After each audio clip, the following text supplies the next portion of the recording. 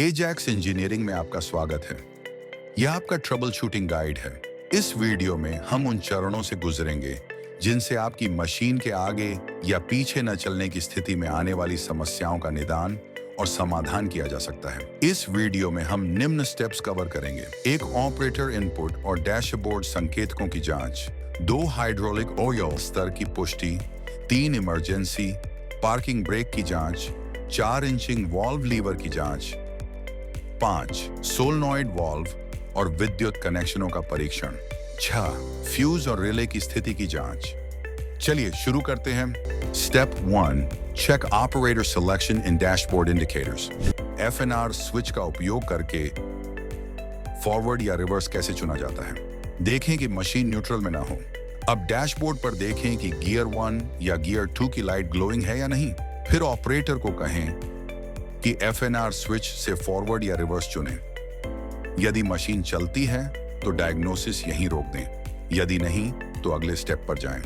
Step 2, check hydraulic oil level. Tank पर लगे hydraulic oil level indicator को check करें।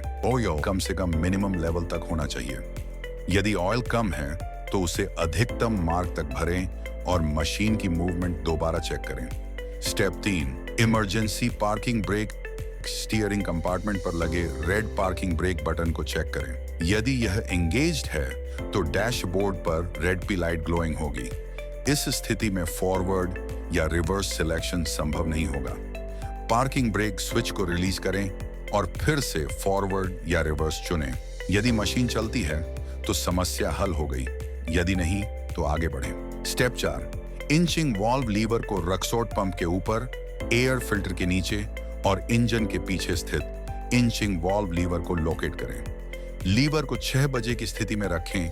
मेन होना चाहिए ड्रम साइड से देखने पर। देखें कि लीवर की स्प्रिंग मौजूद और ठीक से लगी हो। यदि लीवर स्टक है तो उसमें ऑयल डालें, मूवमेंट फ्री करें और उसे वापस 6 o'clock स्थिति में सेट करें। Step 5, check the solenoid valve assembly. Rexroth pump पर लगे सोलनॉइड कॉइल्स को इंस्पेक्ट करें। Top coil reverse control, bottom coil forward control terminal connections और वायरिंग नंबर्स 124 और 125 को भी चेक करें। वोल्टेज मापें, यह 12 वोल्ट होना चाहिए। यदि वोल्टेज मिल रहा है तो स्क्रू ड्राइवर से कॉइल की मैग्नेटिज्म चेक करें। यदि स्क्रू ड्राइवर मैग्नेटाइज होता है तो कॉइल ठीक है, यदि नहीं तो अगले स्टेप पर जाएं। Step 6, check earthing, fuse and relay connections. यदि सोलनॉइड कॉइल पर 12 वोल्ट मिल रहे हैं तो इंजन के पास चैसी पर लगे अर्थिंग कनेक्शन को चेक करें। लूज हो तो टाइट करें।